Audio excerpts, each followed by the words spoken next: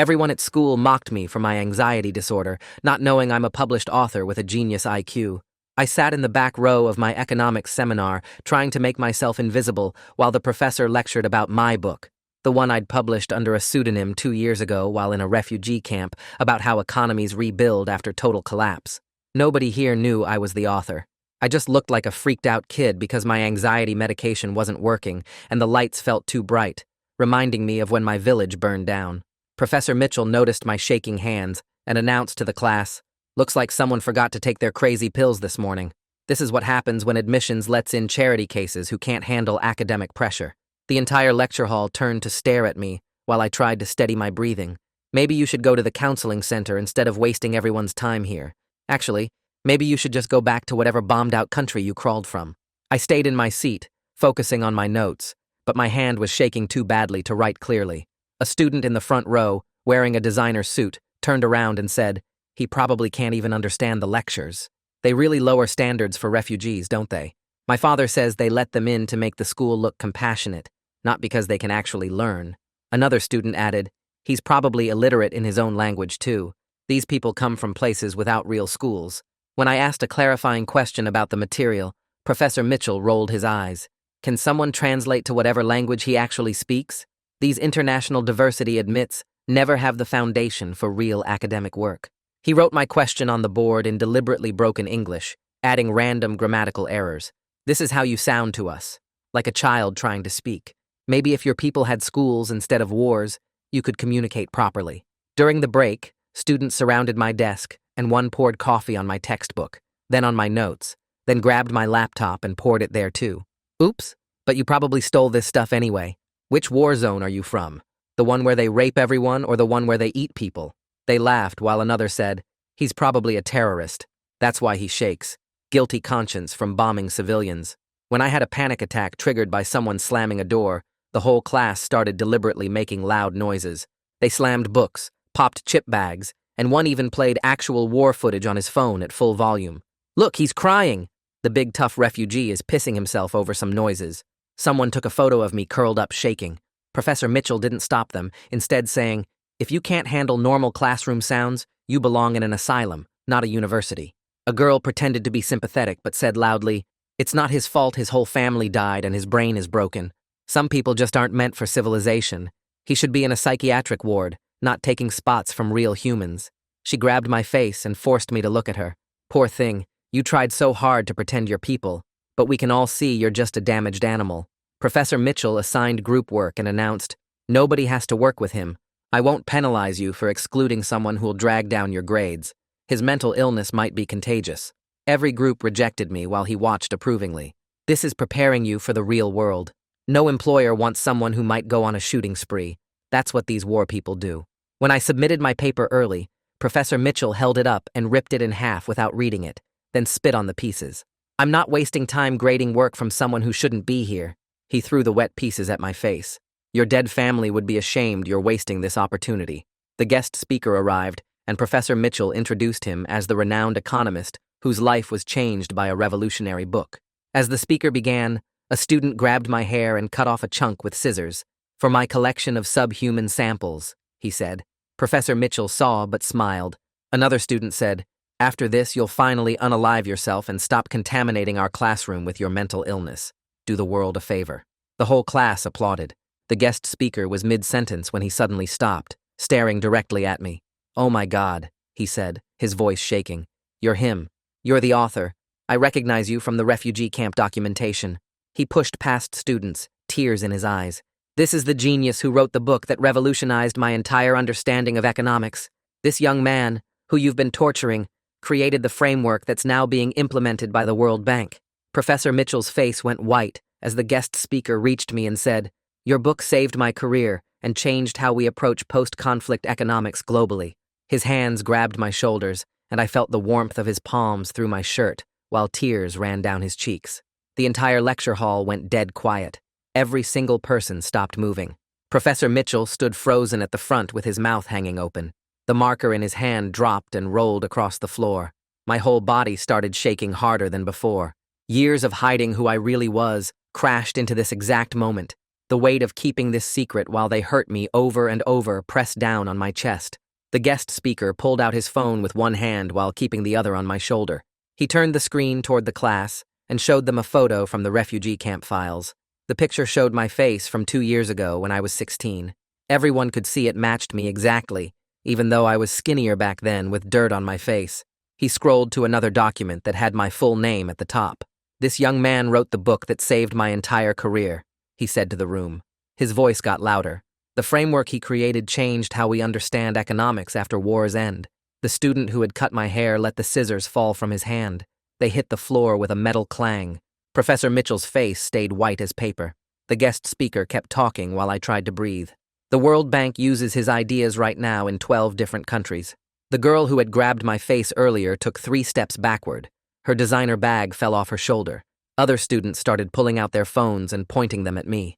My breathing got faster and shallower. I gripped the edge of my desk so hard my knuckles turned white. The room started to spin a little. Professor Mitchell found his voice and it came out high and weird. "This has to be some kind of mistake." He walked toward us with his hands out. "This student is just a refugee with mental problems who can't handle normal classes." The guest speaker turned his phone toward the professor and showed him an email chain. "These are messages from World Bank officials asking for meetings with the author." He scrolled down more. "Look at the dates and look at his name right there." Professor Mitchell's face went from white to red, like someone was filling him with blood from the bottom up. More students stood up from their seats to get a better look. The guest speaker turned to me, and his voice got soft. "Do you want to say anything to them about what just happened here?" I shook my head back and forth because I couldn't make words come out. My throat felt closed up. These people had spent the last hour breaking me into pieces. He nodded like he understood and moved his arm around my shoulders. I reached for my backpack with hands that wouldn't stop shaking. Coffee dripped from my textbook onto the floor. My notes were brown and wet, and the ink had run everywhere. I picked up my laptop and coffee poured out of the keyboard. Several students walked closer, and one said something I couldn't hear through the ringing in my ears. Another one reached out like they wanted to touch me, but pulled their hand back. The guest speaker raised his voice again. "I'm reporting everything I saw here to the administration today." His arm stayed firm around my shoulders. "What you did to this young man is beyond wrong." The classroom felt like it was tilting to one side. I shoved my ruined stuff into my bag while coffee leaked through the bottom. The guest speaker helped me stand up, and we walked toward the door. He turned back to Professor Mitchell. "My presentation is canceled." His voice was cold and flat. "I won't speak in a room where this happens." We went through the door into the hallway, and the bright lights made me squint. He looked at the chunk of hair missing from the side of my head. "Do you need a doctor for that? Or for the burns?" Coffee had soaked through my shirt and left red marks on my skin. I managed to whisper that I just needed somewhere safe to breathe. He guided me down the hall to an empty conference room and helped me sit in a chair. My whole body kept shaking. He found a water fountain and brought me a cup, while I pressed my palms flat on the table and counted my breaths. 5 counts in and 7 counts out like my therapist taught me. The panic started to get smaller after a few minutes. When I could talk again, I asked him to please not tell anyone else about my book for now. "I'm not ready for that kind of attention," I said. He agreed right away and promised to support whatever I decided. I pulled out my phone and took pictures of the bald spot where they cut my hair. The flash made it look worse than it was. Then I lifted my shirt and photographed the red marks from the coffee that were starting to hurt. My hands shook so bad the first few pictures came out blurry. The guest speaker wrote his phone number and email on a piece of paper. "I'll be your witness for whatever you need," he said. I folded the paper and put it in my pocket. That night back in my dorm, I couldn't stop thinking about everything. I opened my laptop to email disability services about getting help. The coffee had killed it completely, so I used my phone instead. I typed out a message to Maeve Lee explaining that I needed an emergency meeting about accommodations. My finger hovered over the send button for a full minute before I pressed it. She wrote back in less than an hour, saying she could see me first thing in the morning. She marked my case as urgent in the system. I lay in bed staring at the ceiling while everything that happened played over and over in my head. The next morning came too fast, and I dragged myself out of bed with maybe 2 hours of sleep total. My phone showed Maeve's confirmation for our 9 o'clock meeting, and I threw on clean clothes without really looking at them. The walk to the Disability Services office took me past the economics building, and my stomach twisted into knots. Inside Maeve's office, she had tissues on the table and a notepad ready, while I sat down and started explaining what happened in class. My voice shook when I described the coffee being poured on my stuff and the chunk of hair they cut off. She wrote everything down, and her face got more and more upset as I talked about how the war sounds triggered my panic attack. When I finished, she pulled out a folder and started showing me different accommodation options the school could provide. She explained I could get permission to record lectures, so I wouldn't have to take notes while my hands shook. There were quiet testing rooms available where I could take exams without the bright lights and noise that reminded me of explosions. She typed up the accommodation letter right there and said she'd send it to all my professors today. Her hand touched my shoulder gently when she walked me to the door and told me to email her anytime I needed help. 2 days later, I forced myself to go back to economics class because I couldn't let them win by making me drop out. Professor Mitchell stood at the front and looked right at me when I walked in. He didn't say my name but started talking about how certain students couldn't handle academic pressure and caused disruptions for everyone else. The other students turned to stare at me and started whispering to each other loud enough that I could hear pieces about the crazy refugee kid. Someone behind me kept tapping their pen on the desk in a rhythm that sounded like gunfire. My notebook stayed closed because my hands were shaking too bad to write anything down. Professor Mitchell kept making comments about diversity admits who didn't belong in real universities. Halfway through the class, I stood up and walked out while everyone watched. Back in my dorm, I opened my laptop and started typing out everything that had happened since the semester started. The document filled up fast with dates and exact quotes from Professor Mitchell's comments about refugees and mental illness. I wrote down the names of every student who participated in the abuse and what they did. The timeline went back weeks with smaller incidents I'd tried to ignore before they got worse. Each entry had specific details about who was there and what they saw happen. The list got longer than I expected, and seeing it all written out made the pattern impossible to deny. My fingers kept typing for hours as I remembered more incidents and added them with careful notes about witnesses. 3 days went by while I stared at that document and tried to decide what to do with it. Part of me wanted to just switch to another section quietly and avoid the whole mess. But then I remembered surviving the attack on my village and living through the refugee camp and writing my book while everything burned around me. I opened the university website and found the Institutional Equity Office page with Carol Mackenzie's contact information. My mouse hovered over the appointment link for a long time before I clicked it and selected the first available slot. The confirmation email came through right away, and my anxiety spiked, but I told myself I'd survived worse than this. Carol's office had certificates on the wall and a recording device on the desk when I walked in for my appointment. She asked me to start from the beginning and took notes on her computer while I talked through the whole pattern of discrimination.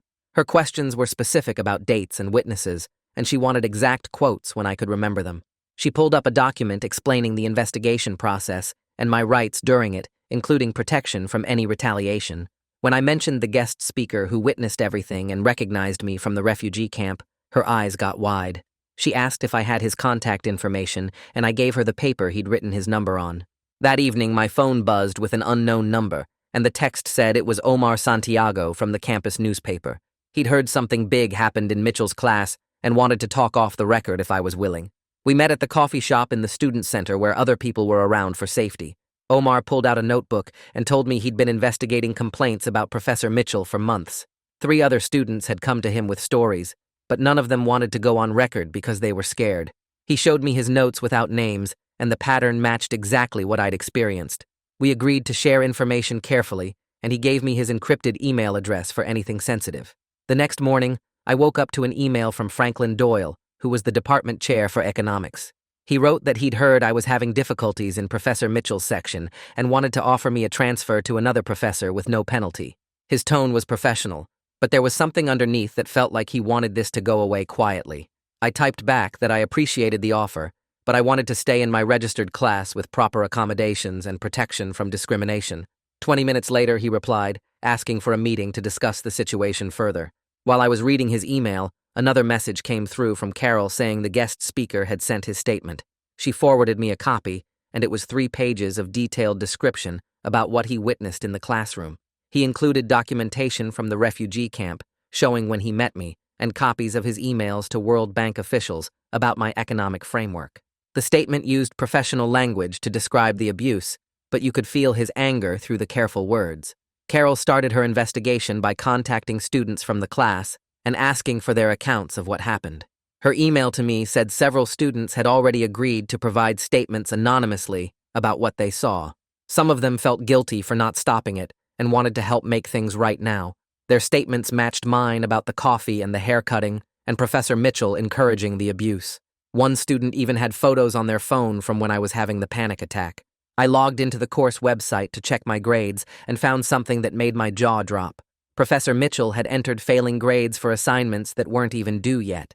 The submission boxes were still closed, but somehow I had zeros for papers nobody had turned in yet. I took screenshots of everything, immediately showing the dates and the closed submission status. Carol's response when I sent them was just 2 words, but I could feel her satisfaction through the screen. The next morning, Maeve sent an official email to Professor Mitchell about my approved accommodations for class. She copied the entire economics department on it and attached all the paperwork from disability services. The email listed everything clearly, including extra time for tests, permission to step out if needed, and the right to record lectures. Mitchell's reply came back within an hour, and it was only 3 lines long. He wrote that he would comply with all legal requirements as mandated by the university. The way he phrased it made it sound like he was forced at gunpoint. Maeve forwarded his response to Carol and added a note saying she'd seen this pattern before with him. 2 days later, I was eating lunch in the campus cafeteria when someone dropped their metal tray right behind me. The crash sent me straight into panic mode, and my whole body started shaking. My breathing got fast and shallow while everyone in the cafeteria turned to stare at me. But instead of running away like I usually did, I remembered what Maeve taught me about grounding exercises. I put my hands flat on the table and counted 5 things I could see, then 4 things I could touch. My breathing slowed down bit by bit while I stayed in my seat. After about 3 minutes, I was calm enough to finish my sandwich. It wasn't much, but staying there instead of fleeing felt like winning a small battle. That same afternoon, Omar's article came out in the campus newspaper about discrimination in certain departments. He didn't name Mitchell directly, but anyone who knew the situation could tell who he meant.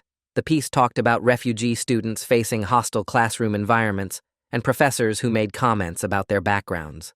Within hours, the article was shared all over campus social media. Students started commenting with their own stories about similar experiences. The economics department suddenly had a lot more eyes on it. Walking to the library the next day, one of the students from Mitchell's class stepped right in front of me. He grabbed my backpack strap and yanked me backward while telling me I was making trouble for everyone. His face was red, and he kept poking me in the chest, saying I should drop the complaint. 2 campus security officers happened to be walking by and saw the whole thing. They separated us immediately and took both our statements right there on the sidewalk. The student tried to say we were just talking, but the officers wrote down that he'd grabbed me. They gave me a copy of their incident report and said it would be filed with the main security office.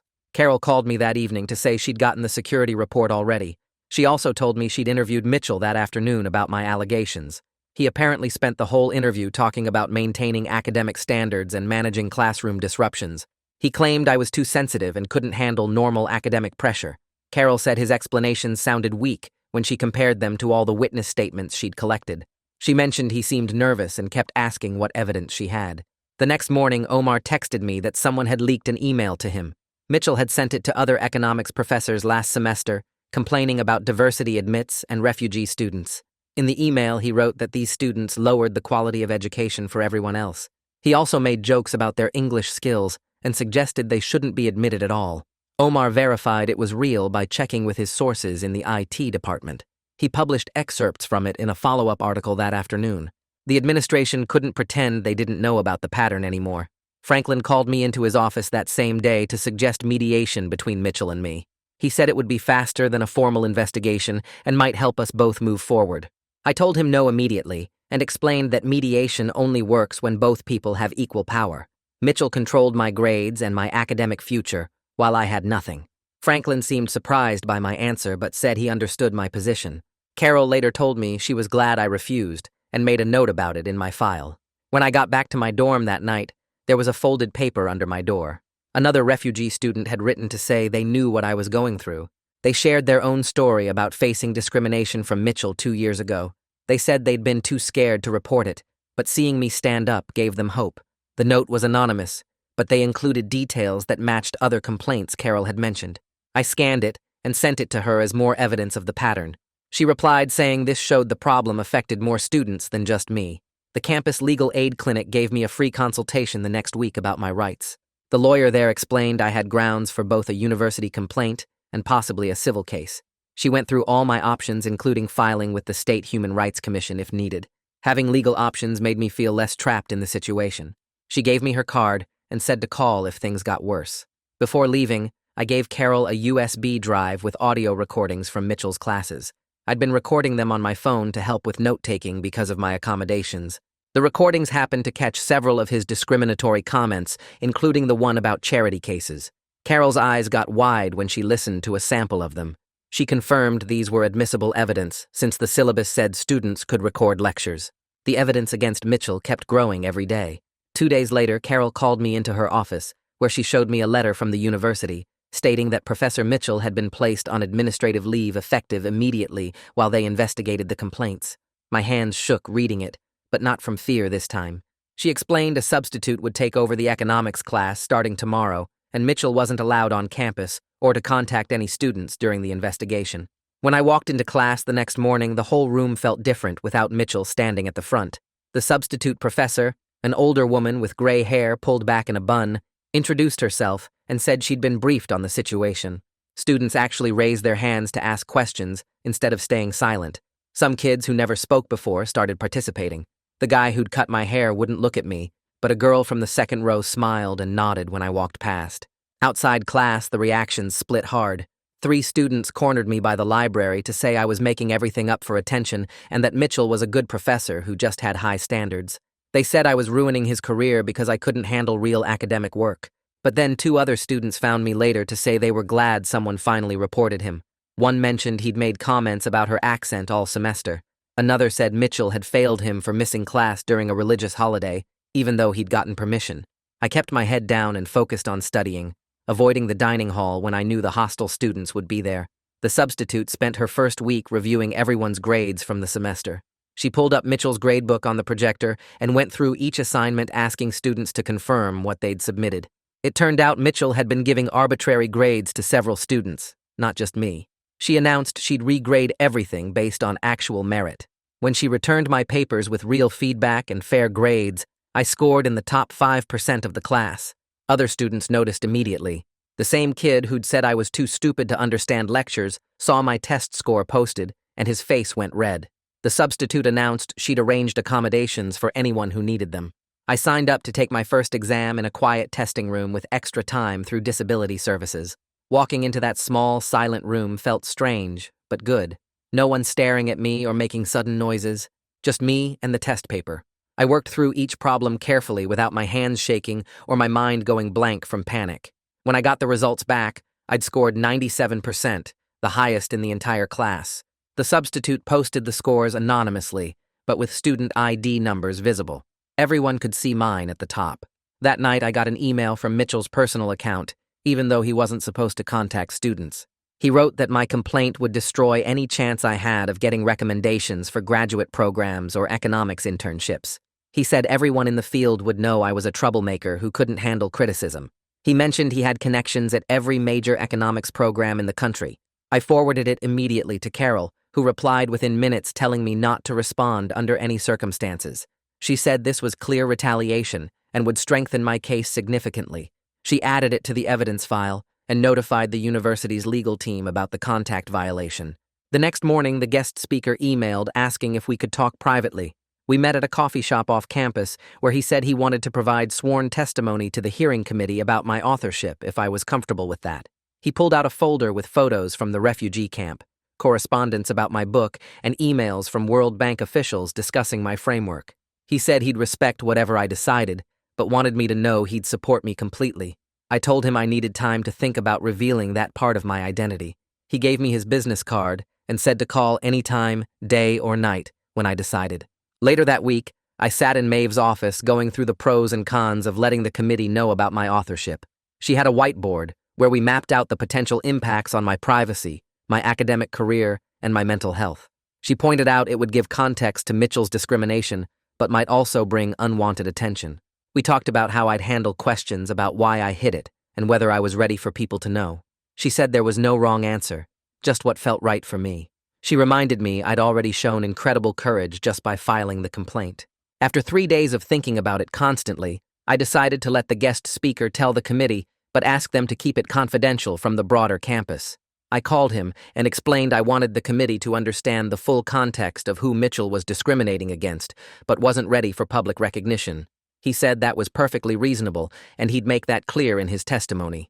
We drafted a statement together about maintaining my privacy while ensuring the committee had complete information. Franklin Doyle asked to meet with me in his office, where he stood up when I entered and actually apologized. He said the department had failed to protect me and other vulnerable students from Mitchell's behavior. He offered to arrange an independent study for next semester, so I wouldn't have to be in regular classes if I didn't feel safe. I thanked him, but said I wanted to continue with normal classes as long as proper oversight was in place. He agreed and promised the department would monitor all professors more carefully. He also mentioned they were reviewing Mitchell's past course evaluations and grade distributions. Omar texted me that afternoon saying his investigation had turned up something big. We met in the student newspaper office where he showed me records he'd obtained through public information requests. 3 previous complaints had been filed against Mitchell over the past 5 years, all from refugee or international students. Each time the complaints were handled quietly, with no real consequences. One student had transferred schools, another had dropped out entirely, and the third had switched majors to avoid Mitchell. The pattern was clear and went back years. Omar said he was writing a feature story about systemic failures in protecting vulnerable students, but would keep my name out of it unless I gave permission. I agreed to let him use the information carefully if it helped other students. 2 days later, Carol called me to her office where 2 other students were waiting. They both looked nervous, but determined as they told me about their own experiences in Mitchell's other classes. One was from Syria and had been called a terrorist repeatedly, while Mitchell ignored it. The other was from Somalia, and Mitchell had refused to grade her work fairly all semester. They wanted to add their complaints to mine after hearing about my case through the campus grapevine. Carol took their statements and said this pattern made the case much stronger.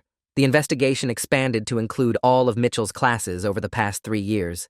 More emails started coming to Carol from former students who had transferred or dropped out because of him. The hearing date got set for 3 weeks out, and I felt my stomach drop when I saw the official notice. Maeve arranged for us to practice my testimony the night before in her office. Carol came too, and they walked me through what to expect from the committee. We went over each incident I'd documented and how to present it clearly. They helped me practice staying calm when describing the worst parts. Maeve taught me breathing exercises to use if I started panicking during testimony. Carol explained the committee would ask questions, but they'd be respectful, unlike a court cross-examination. We practiced until almost midnight with them playing different committee members.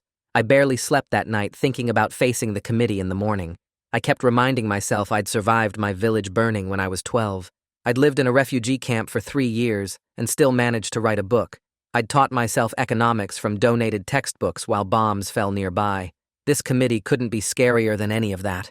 I put on my only suit and looked at myself in the mirror. My hands were shaking, but I made myself stand straight. The hearing room was smaller than I expected, with a long table where 5 committee members sat. I recognized 2 professors from other departments and 3 administrators I'd never met. They introduced themselves and explained the process would be recorded. I started with the first class where Mitchell called me a charity case.